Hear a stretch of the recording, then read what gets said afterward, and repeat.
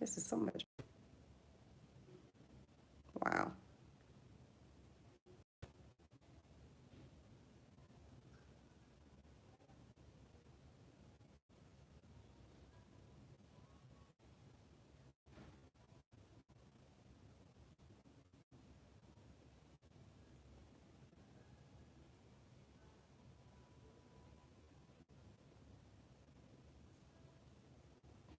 Hey, everybody.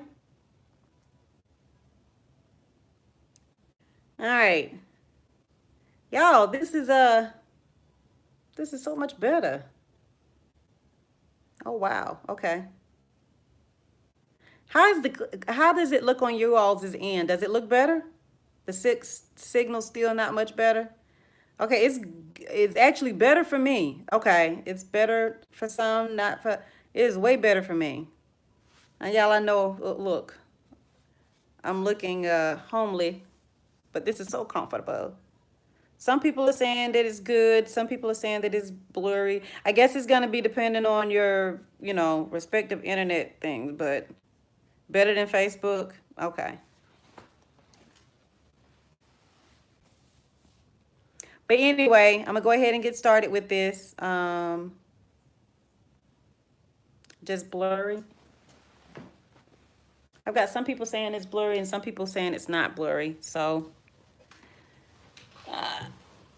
let me see if I can turn this around where the lighting is at least a little better.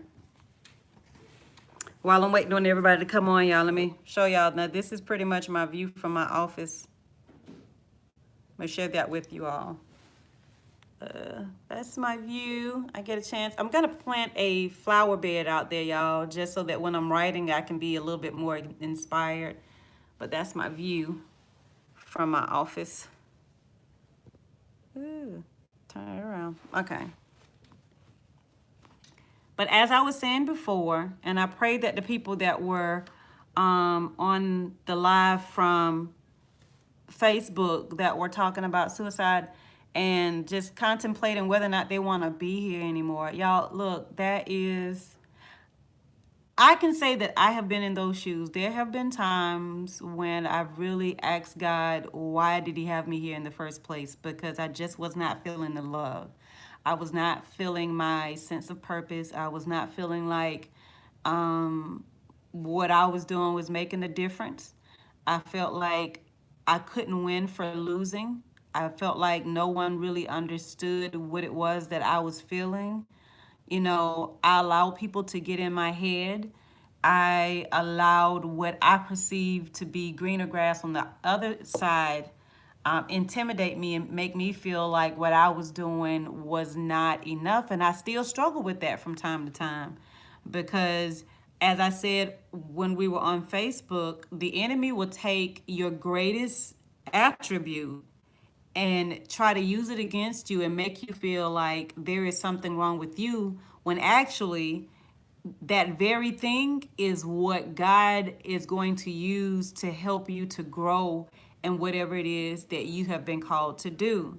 And like I said before, it always, I mean, boggles my mind anytime I hear from one of you all how much you all enjoy my honesty and, my being, just forthright because I hear a lot, around here that I'm too blunt and that I really don't have to be that honest. I really don't have to say that. And then on the flip end, I have people in social media world saying, listen, I'm coming to you for advice because I know that you're just going to give it to me straight. And I need someone to be 100% honest with me right now.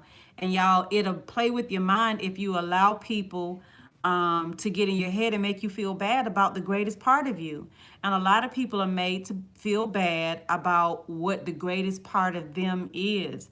And then a lot of times, because you are a strong personality, if you're a strong personality like I am, people feel like they can say or do anything at you because you're strong, when in fact, strong people are some of the most sensitive people. We have just learned how to push through it, even though it is hurting us. And people take that for granted. They feel like that gives them the leeway to just come at you however they want to come at you, talk to you however they want to talk to you. And they feel like, if something does bother you and you say, well, I'm kind of, that right there is hurting me. If you go to them about that, then they minimize your feelings by saying that's what makes you mad. You're supposed to be this and you're supposed to be that, and you're going to let that little bitty thing get to you. And so it makes you feel smaller. And then after a while, instead of expressing how you're feeling and instead of telling people what it is that you're going through, you just start internalizing it. You start dealing with it on your own. And in dealing with it on your own, you're really not dealing, because all you're doing is you're just taking it all in, and you are just holding it in, and it becomes a sickness. It becomes a cancer to you to some degree, not like literal cancer, but it eats you up from the inside out. But it is, a lot of people are going through so many things because they're afraid to tell folks the reason why I'm struggling is because this is how I feel, because they've been made to feel like that ain't enough to be upset about. And so then people hold it in. We've heard a lot about all these pastors that have committed suicide, for whatever reason, and it wasn't expected. The reason why I made the video that I made today, grab your keys and go, is because a lot of people will take, if you get quiet, they'll take that as you acting funny, or you're thinking that you're better than them, or you have an attitude, and they don't even realize that what you're trying to do is deal with the pain on the inside. You don't know what to say. You might have said it before. You might have tried to tell somebody before, and your words fell on deaf ears. So right now you're at a point where you really just don't know what to do. So the only thing to do is just to seclude yourself from everyone else. And instead of just coming over and just showing you, because we've gotten to, there's nothing wrong with technology. I'm all about technology, obviously, because I'm on social media. Social media is what I use to help people.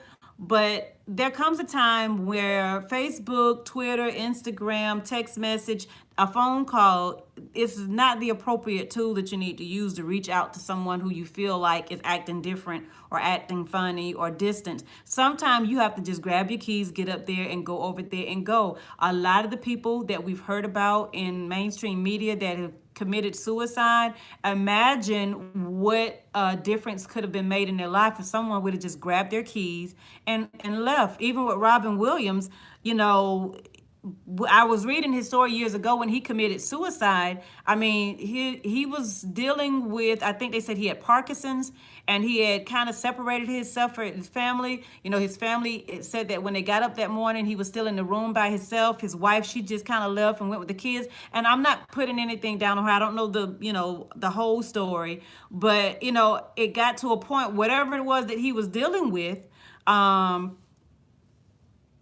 they got to the point where they didn't know what to do anymore. So they went opposite. Instead of grabbing their keys, going in that room to see what it is that's going on with him, they didn't find out till it was too late.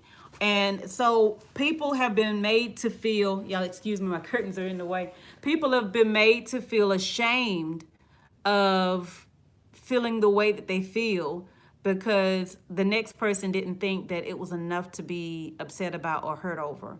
So they start keeping it in themselves, and it eventually, in one form or another, it kills them, whether it's in the natural, or it kills their spirit, it kills their hopes, it kills their dreams.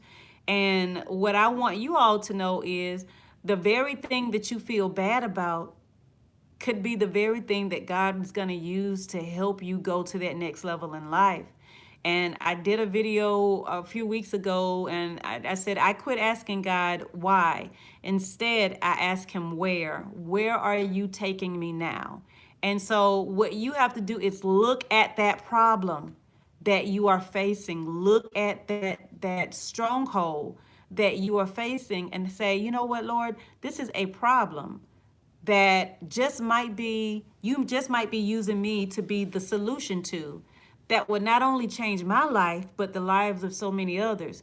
Some of the greatest inventors, some of the greatest business owners and authors and artists, they became known for their ability to create a solution to whatever problem they were facing or the community was facing. It was something that was there that was hurting so many other people, that was, an inconvenience to so many people. And so what they had to do was they had to really dig deep to find a solution. And now they're known for the solutions that they brought to the table. So your problem might be the solution that's going to change this world. Don't allow the enemy to get in your head and make you feel like the only way out is death. Do not make a permanent solution, a permanent decision to a temporary problem, because death after that is over. And it not, for one thing, suicide, not only is it a sin, but it's a selfish sin, because you're trying to escape a world of pain, not realizing that you're creating a whole new world of pain, on the other side and on this side, for yourself and for those who are left behind.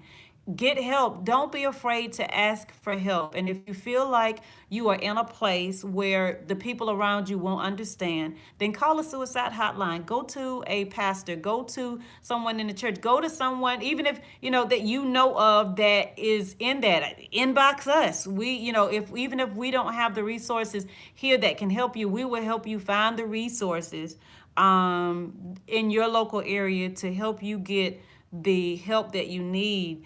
Don't ever feel like the only solution is for you not to be here. You are needed here. You are.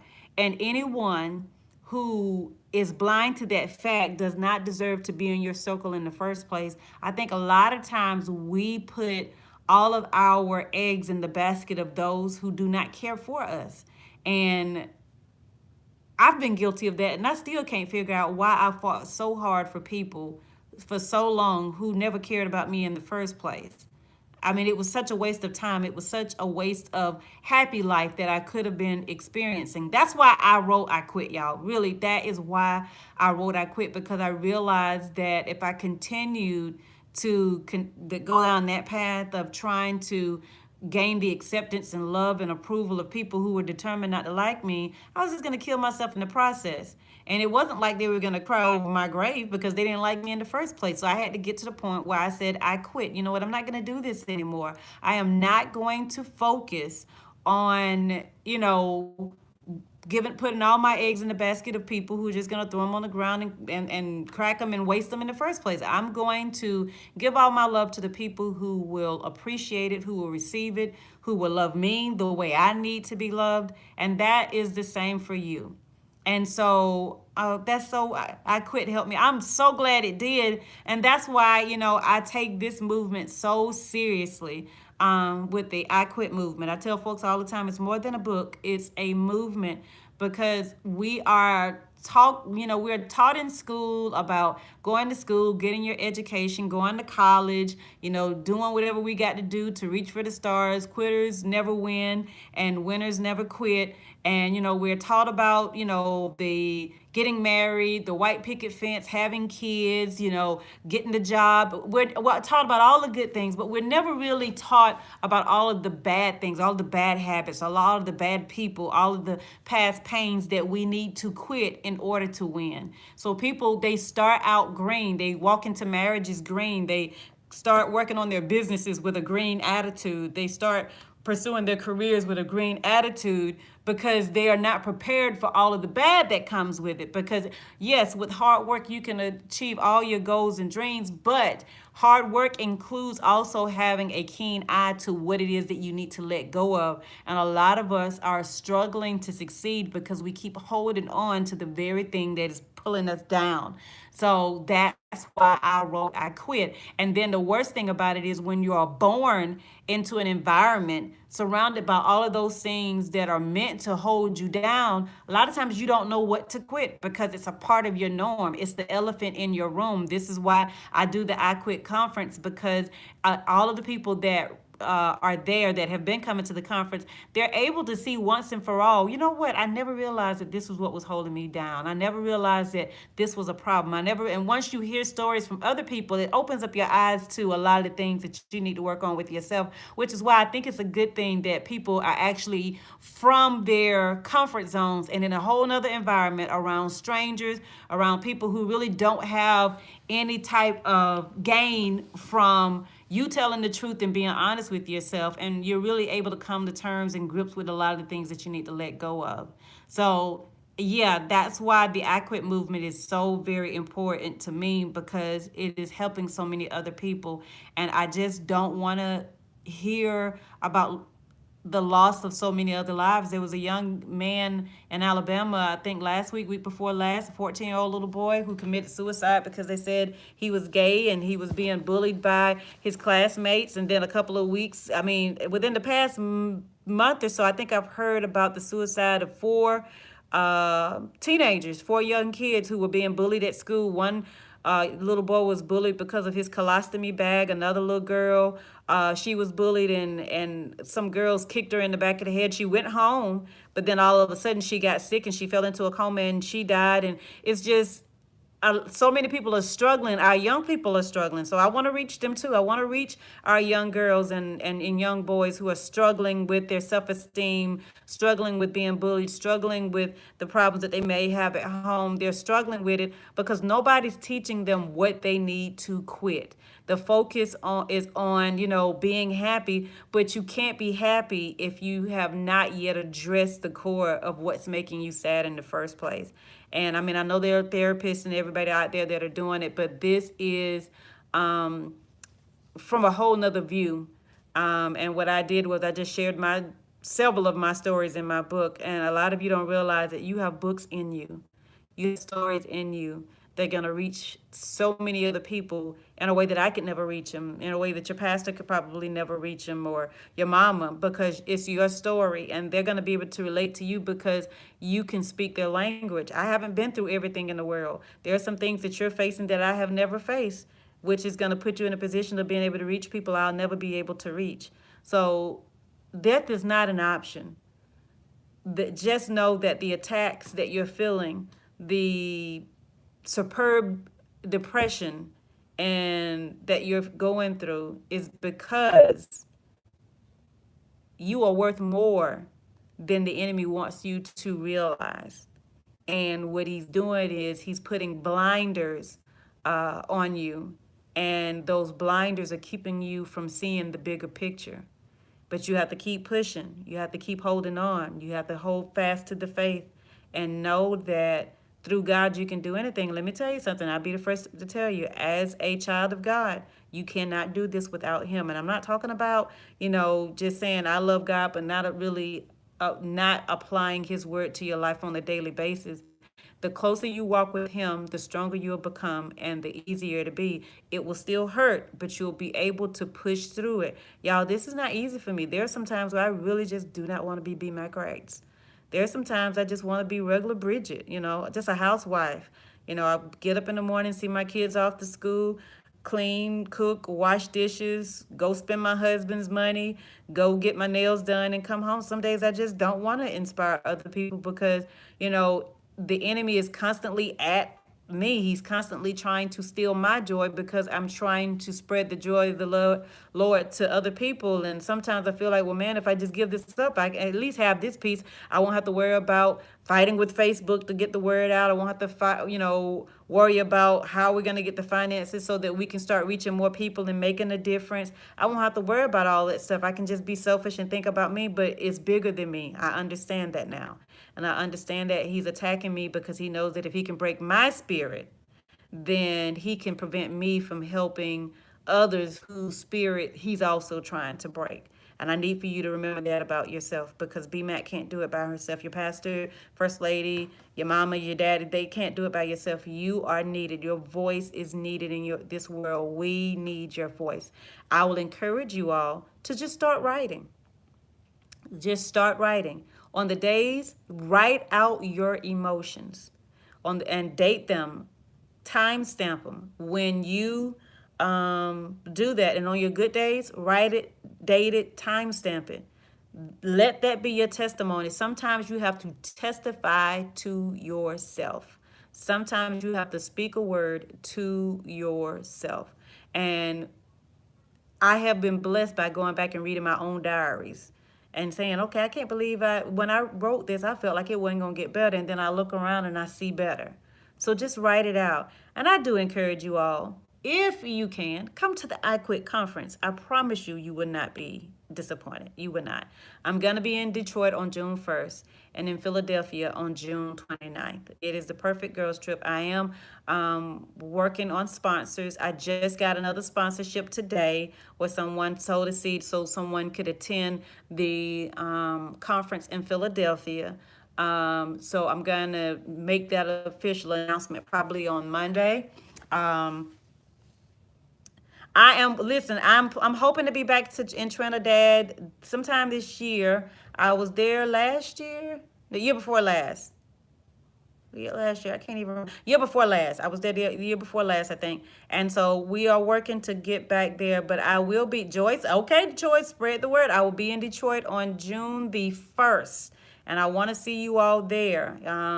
It's been hard to get the word out because Facebook kind of blocks which one of my posts go out, and anything that has anything to do with classes or T-shirts or sales or what have you, my reach is not that good on there. It really not.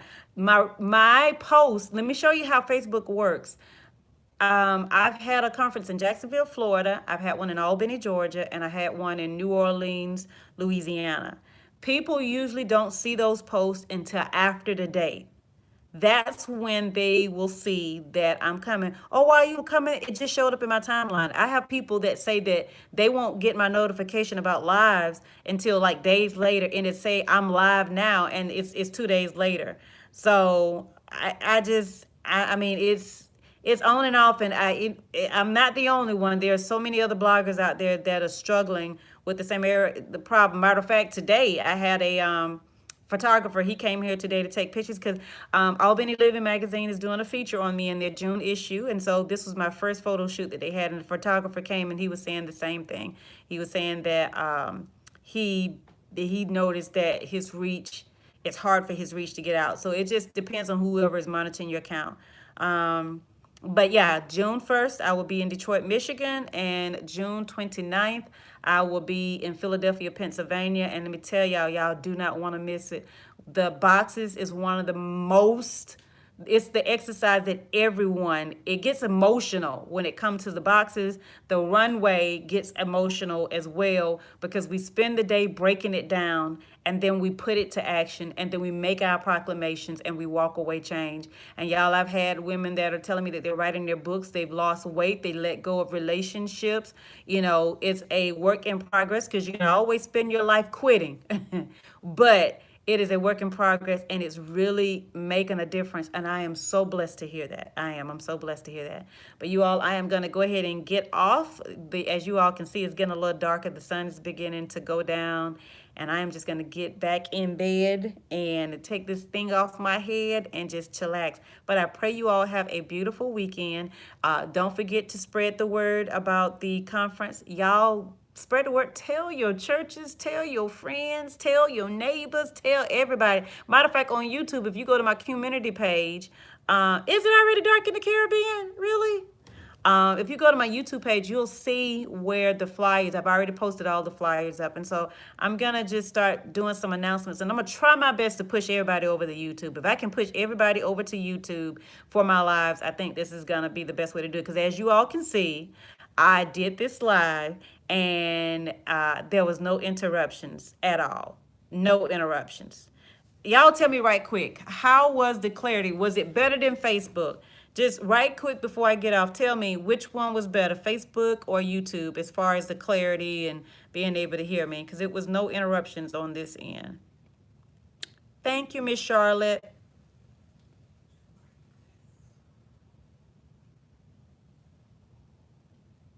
Thank you, Malia, YouTube. Okay. Thank you, Jessica. Thank you, Miss Walsh Adiola. I think that's how you pronounce it. Miss Reese Joyce. Thank you, Tammy. I appreciate you all so much. Y'all don't know how much of a blessing y'all are to me. Y'all don't. Y'all don't know how much of a blessing y'all are. I really, Charlotte, thank you, Brittany Banks. Not one glitch. Ain't that right, Miss Kimberly? Dana, okay, Miss Carolyn. I heard YouTube would have its issues and so forth, but I mean, on my end, I'm for real. It's like, maybe it's the glasses. See, I can see myself so better, so much better. All right, y'all, I gotta go, but until next time, you all have a beautiful weekend. Love you all and be blessed. Thank you, Malia and Tammy. Thank you, thank you, thank you. Y'all have a wonderful weekend. Bye-bye. Now, how do you turn this thing off? Let's see. Y'all don't laugh at me. YouTube, how you turn it off? Okay. Oh, y'all, I don't know how to turn this thing off. Let me see. Is this it? No, that's not it. Y'all, I can't turn this thing off. Let me see. Okay. Is it the X? Hold on, let me see. To stop.